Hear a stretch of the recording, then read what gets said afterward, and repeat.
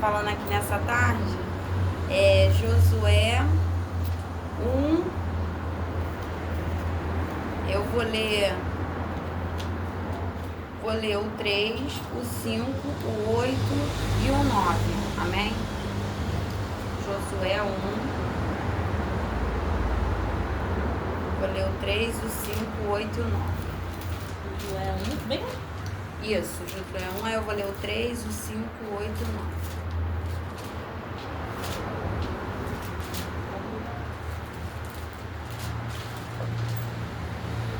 Amém? Podemos ler? Assim diz a palavra do Senhor. Aqui o subtítulo é Deus fala a Josué e o anima-o. Aí vamos ler do 3, do 1, número 3, começar no 3. Todo lugar que pisar a planta do vosso pé, vou-lo tenho dado, como eu disse a Moisés. Agora o 5. Nenhum se susterá diante de ti. Todos os dias da tua vida, como fui com Moisés, assim serei contigo. Não te deixarei, nem te desampararei. Aí o 8. Não se aparte da tua boca o livro desta lei, antes medita nele de dia e de noite, para que tenhas cuidado de fazer conforme tudo quanto nele está escrito. Porque então farás prosperar o teu caminho, e então prudentemente te conduzirá. Não te mandei eu? Esforça-te e tem muito bom ânimo, não pasmes, nem te espante, porque o Senhor teu Deus é contigo por onde quer que andares. Amém? Amém. Minha mãezinha sabia a palavra que eu sempre converso com ela, né? Mãe, o que a senhora acha? Qual o texto?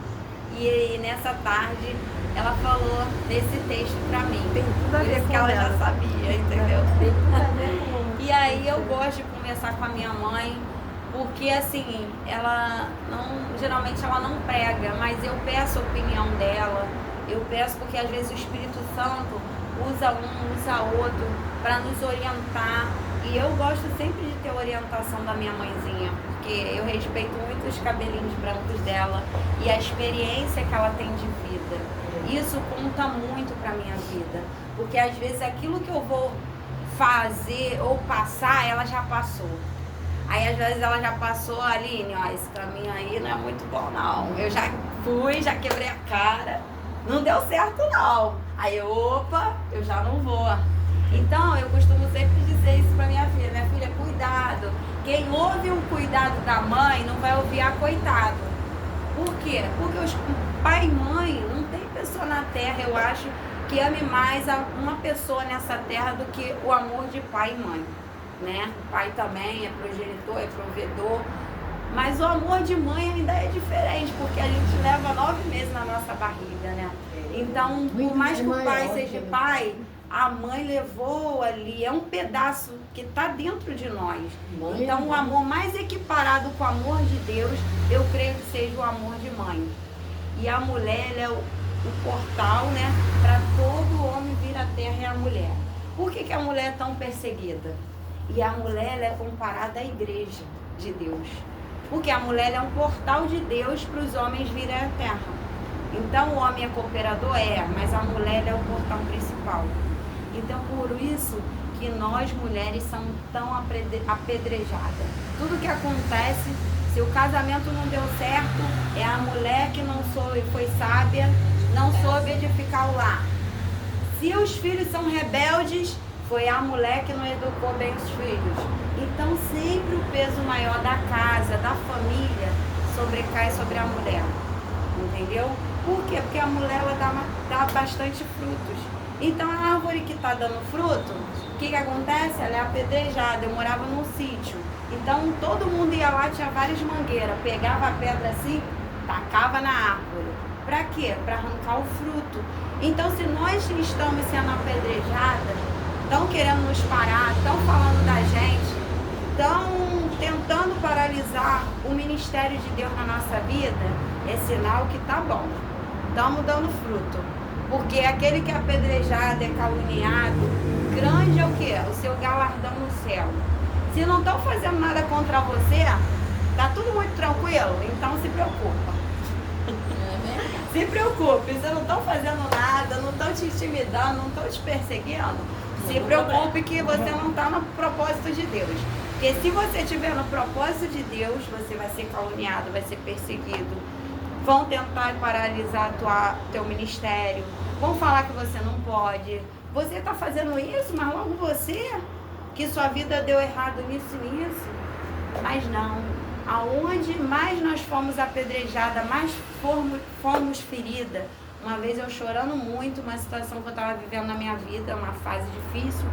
E o Senhor falou, aonde você mais foi ferida, aonde mais te caluniaram, aonde mais você foi a sua dor, aonde eu vou te levantar com mais força e você vai ajudar pessoas dentro dessa área que você foi ferida e eu te levantei, te fortaleci, te dei força e você vai ajudar outras vidas. Você vai ter autoridade espiritual para ajudar dentro dessa área que você foi afetada. Porque quando Deus nos levanta, é para isso. Aí ele vai unir o quê? Pessoas que têm propósito parecido, experiências parecidas, para quê? Para você dar uma palavra de uma chave assim, às vezes uma palavra você vira a vida da pessoa. Você modifica aquele estado que ela tá ali sem esperança. Ó céus, ó vida, eu vou morrer nisso aqui, eu não vou sobreviver. Mas aí Deus vai lá, te usa. Não, fala, eu vivi isso, isso e isso, bem parecido com o que você está vivendo. E eu superei, eu cresci com isso, eu me fortaleci, eu venci. Então quando você passa e vence, você se torna mais forte naquilo ali. E quando você fala, você tem a autoridade de Deus dentro daquilo ali que você passou, de vencer e de dar uma palavra de vitória à pessoa. E você fala, eu passei, eu estava assim, nessa condição, parecida com a sua, e Deus me fortaleceu. E eu venci. E você também vai vencer. Então ali, né, Josué, ele estava passando uma fase muito difícil no seu ministério, nessa passagem aqui, né, porque Moisés tinha acabado de partir, tinha morrido. Então Deus ali deu uma missão para ele passar o povo, né, além do Jordão. Ele tinha que levar o povo, conduzir. Moisés havia morrido, ele pensou, e agora, meu Deus? Moisés era o meu guia, o nosso guia espiritual. E aí Deus passou o ministério para Josué. Ele estava ali abatido? Estava triste? Estava enlutado ali com a morte do seu amigo, né? Do seu parceiro ali, o seu guia espiritual. Mas Deus, coube a Deus passar o ministério para ele. Ele pensou, e agora? O que eu vou fazer com esse povo? Como que eu vou levar o povo? Mas Deus, ele não conta com covarde, ele conta com valente. Ele teve ali que engolir sua dor, o seu luto, o seu choro, e ainda teve que ajudar as almas que estavam ali precisando dele. E muitas das vezes na nossa vida, no momento de maior dor e maior luta, maior sofrimento, é onde mais Deus vai botar pessoas para nós ajudarmos do nosso lado. Às vezes você está chorando, está querendo um abraço, aí Deus fala assim, vai lá e dá um abraço naquela pessoa. E você queria receber aquele abraço, mas conforme você dá, Deus também te acolhe e Deus te conforta. Através de você dar, você recebe. Então, Deus tem me ensinado muito, né? Esse texto aqui nos ensina muito. Quando a gente está mais precisando, mais fraco, por isso que a palavra de Deus fala, quando eu estou fraco, eu estou forte. Porque é onde mais a gente busca Deus, é onde mais a gente vai buscar a palavra de Deus. Vamos buscar as coisas espirituais, vamos se desfocar das coisas terrenas. Porque muitas das vezes, quando tudo está indo bem, a gente se foca muito no terreno. A gente se foca no carro, na casa, no filho, no marido, na família, nas coisas que a gente pode ver e apalpar.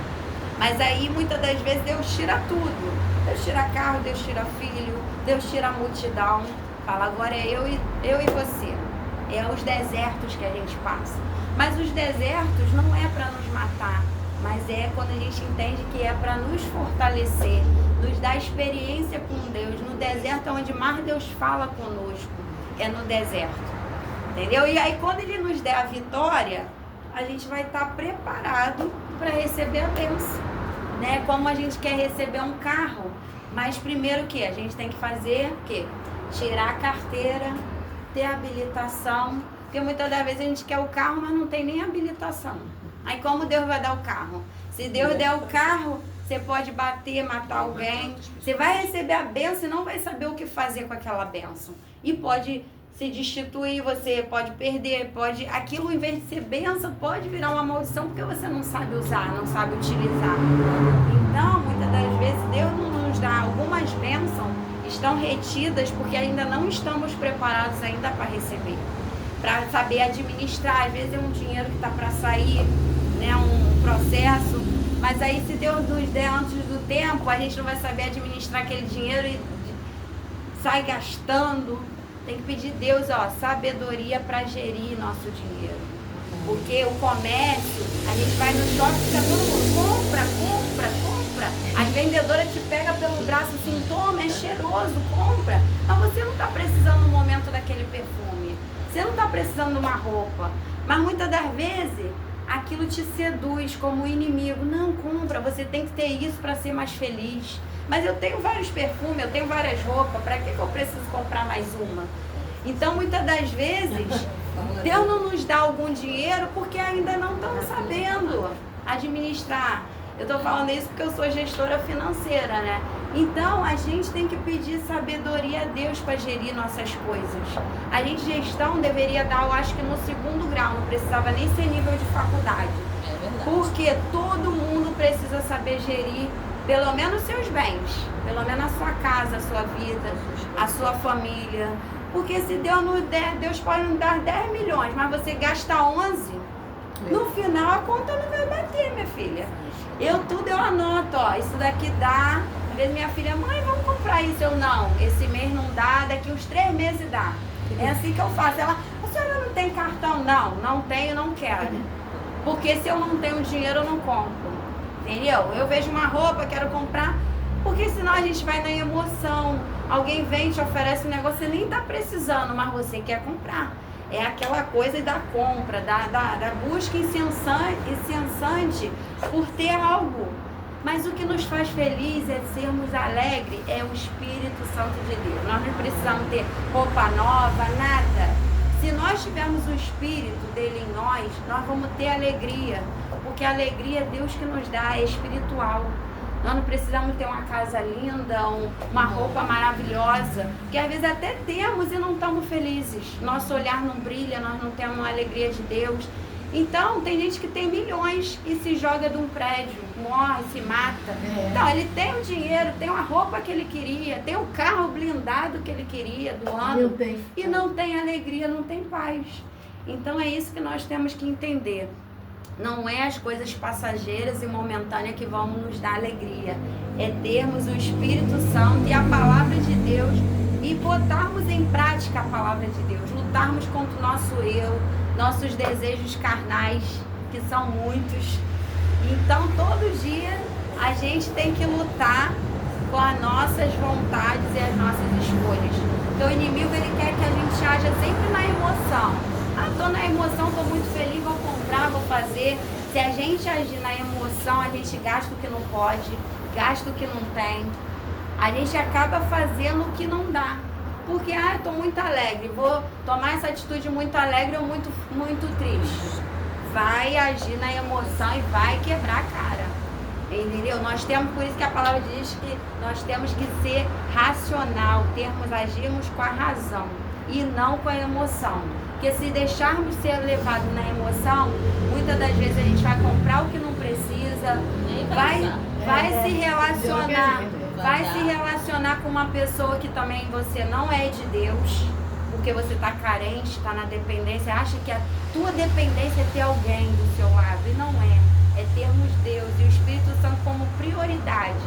Uma vez o Senhor falou para mim, eu sou teu patrão, eu sou teu marido, eu chorando muito no meu desespero, eu sou tudo que você precisa. Eu sou teu marido e teu patrão.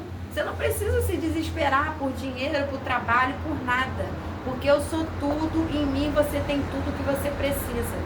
E muitas das vezes a gente está procurando em pessoas, em lugares, em coisas que o que só nós encontramos em Deus. E é Ele a nossa verdadeira alegria e a nossa felicidade. E Josué, ele teve uma grande missão. Ele tinha que passar aquele povo ali. E o Senhor levanta para ele, ele não se acha capaz, não te mandei eu, esforça-te, tem muito bom ânimo, não pasme, nem te espante, porque eu sou o teu Deus, é contigo por onde quer que andares. Nós não temos que nos espantar, nem nos pasmar com nenhuma situação.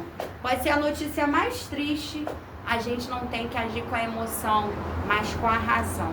Porque quando a gente age com a razão, aí Deus nos orienta, porque se nós agirmos no desespero ali, ele estava em luto, né? Em tristeza, e ele ainda tinha que conduzir o povo. Então, muitas das vezes, na nossa maior dor, no nosso desespero, na nossa maior angústia, Deus ainda manda a gente marchar e ainda conduzir almas para o reino dele. Então, é assim que a gente tem que seguir, marchando, lutando contra o nosso eu, contra a nossa razão, a nossa vontade, o nosso ego, nossa vaidade. Costumo dizer que a maior batalha é na nossa mente. Nossa maior guerra é nós mesmos. Porque se nós botarmos na nossa mente que a gente precisa de algo para ser feliz, pronto. Enquanto a gente não compra aquilo ali, a gente não sossega. A gente fica obstinado de coração. E Deus, ele fala nessa tarde, minha filha e meu filho, o que vocês precisam é ter a minha presença, porque a minha presença te basta. Amém? Essa palavra bem breve que eu deixo, que nós venhamos ter o Espírito e a presença de Deus. Amém. Esse é o nosso maior bem. Quando a gente bota ele em primeiro lugar, né? Buscar em primeiro lugar o quê? O reino, a sua justiça, e as demais coisas vos serão acrescentadas. Quando a gente entender que tudo é demais, o primeiro lugar é Deus na nossa vida, e não botarmos altares no nosso coração, porque a palavra de Deus fala que aonde estiver o nosso coração, ali está o nosso tesouro.